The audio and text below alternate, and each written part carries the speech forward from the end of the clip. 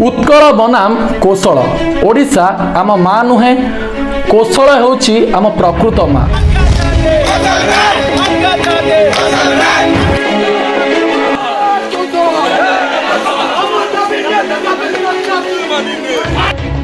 ओडिशा मुर्दाबाद कौशल जिंदाबाद।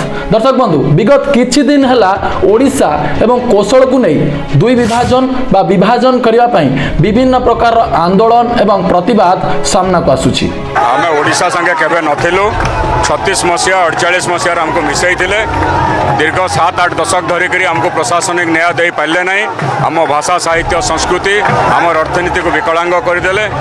गला 70 वर्ष हलाना आज भी आम पश्चिम ओडिशा कौशलांचल परिस्थिति जनता के सेंटर रही आई इन्हें कैंसी भी प्रकार विकास ना ने संबलपुर वाले भूल बुझुन हमको कौशल स्टेट ही दरकार। कौशल स्टेट हेले आम बहुत जिनिस सुविधा पाइबार। तेबे कौन है आंदोलन प्रमुख कारण कहीं कौशल को ओडिशा ठारू दुई भाग करने ପାଇଁ चेष्टा करा जाउछि एवं ओडिशा को विभाजन करने ପାଇଁ चेष्टा करा जाउछि। कौन है घटनार प्रमुख कारण ए संपूर्ण घटना को देखिबा ପାଇଁ आपनकु मो सहित संपूर्ण भाव में ए वीडियो को देखिबा ପାଇଁ पड़िबो।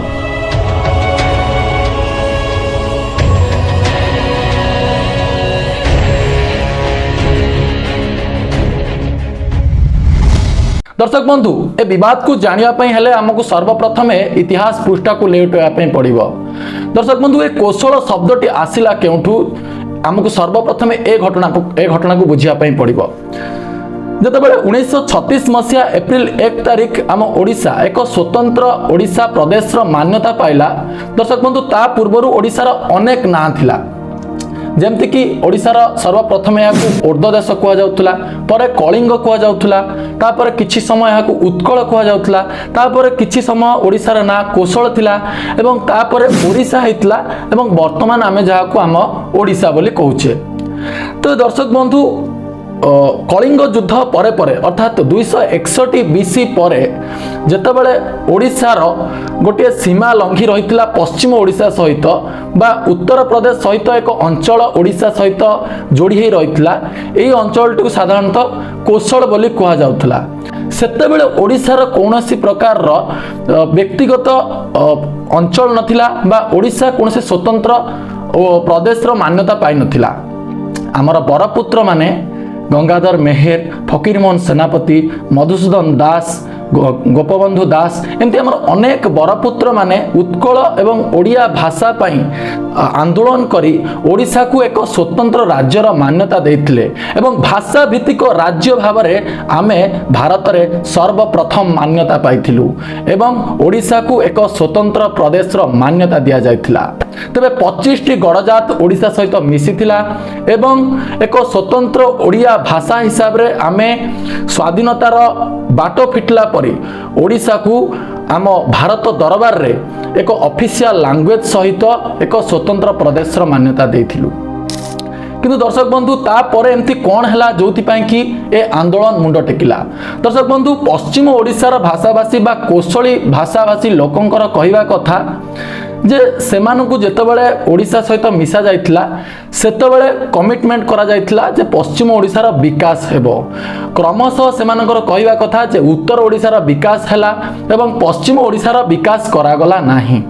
हमको एजके 70 वर्ष लानो अंचल के अवहेलित कराइछे तेबे काहींकी विकास करा गला नाही एवं कौन पई एहाको अणदेखा करा गला याकु नै सर्वप्रथमे प्रेमराम दुबे जे कि जणे इंडियन लॉयर बा इंडियन पॉलिटिशियन याकु नै मुह खोलिथिले एवं कौशल को एक स्वतंत्र राज्य भाव में मान्यता देवा पाई प्रेसिडेंट ऑफ इंडिया बा भारत राष्ट्रपति को से गोटे दरखास्त लिखिथिले एवं ता परवर्ती मुहूर्त रे से ए कथा को मध्य पर्यालोचना करुथिले जे जदि पंजाब रो सीमा 46,360 किलोमीटर स्क्वायर अच्छी एवं पंजाब को विभाजन करा जाय पारुची तेबे ओडिशार सीमा बा जो पश्चिम ओडिशा रहउची से पश्चिम ओडिशार सीमा 75,000 स्क्वायर किलोमीटर रहउची तो ताकू काहींकी बा ओडिशा सहित संलग्न करके रखा जाउची जदिओ ଏହା कोठी ना कोठी पछर रहिछि ତେବେ ତାଙ୍କର ମଧ୍ୟ ବିଭିନ୍ନ ପ୍ରକାରର ଆନ୍ଦୋଳନ କରିବାର ତରିକା ଥିଲା, ଯେପରିକି ସେ ପଶ୍ଚିମ ଓଡ଼ିଶାରେ ବା କୋଶଳୀ ଭାଷାଭାଷୀକୁ ନେଇ ଆନ୍ଦୋଳନ କଲାବେଳେ ଦୁଇଟି ଖବରକାଗଜ ସେଠି ପ୍ରେରଣ କରିଥିଲେ, କୋଶଲ ଖବର ଏବଂ କୋଶଲ ସେନା। ସେହିପରି ସେ ଦୁଇ ଗୋଟି ବହି ମଧ୍ୟ ଲେଖିଥିଲେ, ଆମ ଭାଷା କୋଶଲି, ହ୍ୱାଏ କୋଶଲ ଷ୍ଟେଟ୍, କୋଶଲ ଖବର।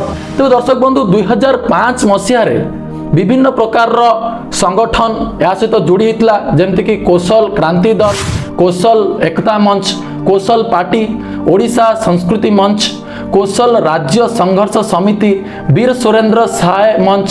ତ ଏମିତି ଅନେକ କ୍ରାନ୍ତି ଦଳ କୋଶଳକୁ ଓଡ଼ିଶାରୁ ବିଭାଜନ କରିବା ପାଇଁ ଆନ୍ଦୋଳନ କରି ଆସୁଥିଲେ। ତେବେ ଏଥିରୁ ଆମେ ସ୍ପଷ୍ଟ ଜାଣୁଛେ ଯେ ଏ ଆନ୍ଦୋଳନ ଆଜିର କି କାଲିର ନୁହଁ, ଏ ଆନ୍ଦୋଳନ ହେଉଛି ଦୀର୍ଘ 30 ବର୍ଷର, ଯେଉଁଥିରେ କି ଦାବି କରାଯାଉଛି ଓଡ଼ିଶାରୁ କୋଶଳକୁ ସମ୍ପୂର୍ଣ୍ଣ ଭାବରେ ଅଲଗା କରିବା ପାଇଁ।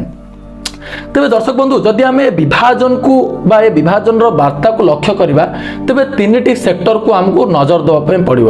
ଗୋଟିଏ ହେଉଛି ପଭର୍ଟି, ଗୋଟିଏ ହେଉଛି ଡେଭଲପମେଣ୍ଟ, ଆଉ ଗୋଟେ ହେଉଛି ଲାଙ୍ଗୁଏଜ ଆଣ୍ଡ କଲଚର। ତେବେ ଦର୍ଶକ ବନ୍ଧୁ ଆପଣ ଯଦି ଓଡ଼ିଶାର ମାନଚିତ୍ରକୁ ନଜର ରଖିବେ, ତେବେ ଓଡ଼ିଶାକୁ ମୁଖ୍ୟତଃ ତିନି ଭାଗରେ ବିଭକ୍ତ କରାହେଉଛି। ଯେଉଁ ଦକ୍ଷିଣ ଓଡ଼ିଶା ହେଉଛି କି ହିଲି ରିଜିଅନ୍, ଏବଂ ପଶ୍ଚିମ ଓଡ଼ିଶା ହେଉଛି ମାଇନିଂ ରିଜିଅନ୍, ଏବଂ ଉତ୍ତର ଓଡ଼ିଶା ହେଉଛି ଟୁରିଷ୍ଟ ରିଜିଅନ୍।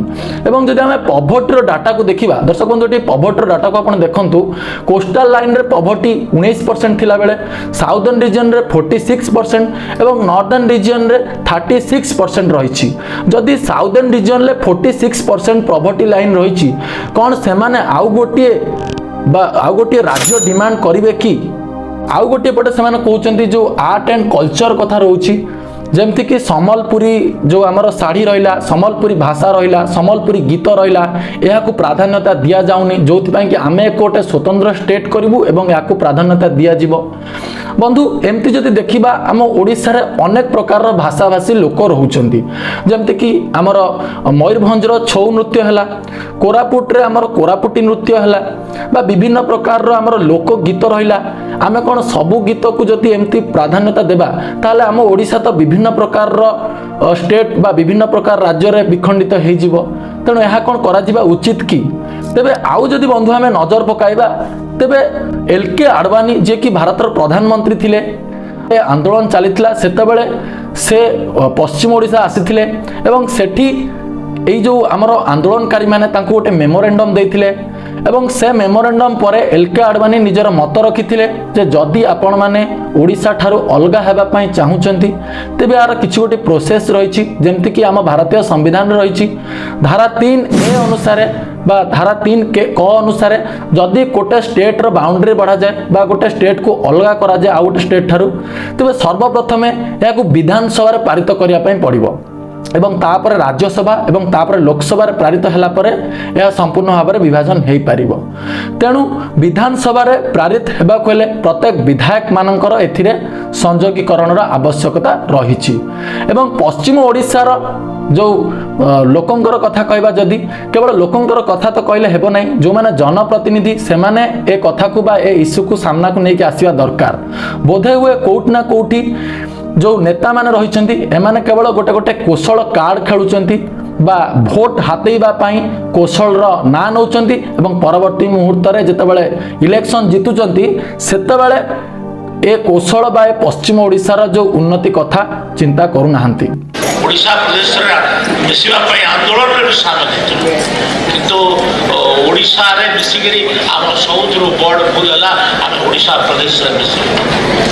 ଆମର ଗୋଟେ ଐତିହାସିକ ଭୁଲ, ଗୋଟେ ଅଲଗା ରାଜ୍ୟ ଗଠନ করবার লাগি লোক মানে প্রস্তাব দেই বসলে ন, তার কারণ হচ্ছে যে ওয়েস্টার্ন ওড়িশা ডেভেলপমেন্ট কাউন্সিল কে বিগত 75 ইয়ার্স র ইন্ডিপেন্ডেন্ট পরে भी आज तार दिशा नहीं मिलवार।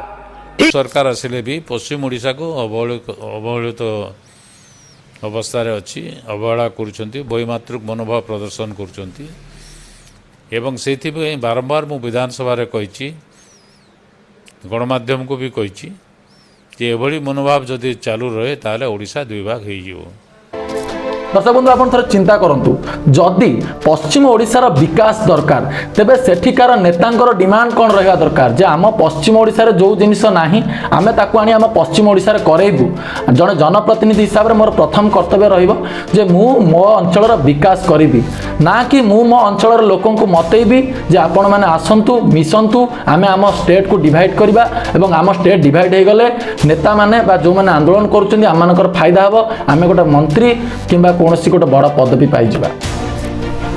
दर्शक बंधु एबे प्रश्न रहिला आपणक हाथ रे आपण मानकर मतामत एवं आपण मानकर सुविचार हुए तो आम बरपुत्र माने आमको देई जाइथिबा उपहार ए स्वतंत्र ओडिशा को बजाय रखिबारे सहायक हबो।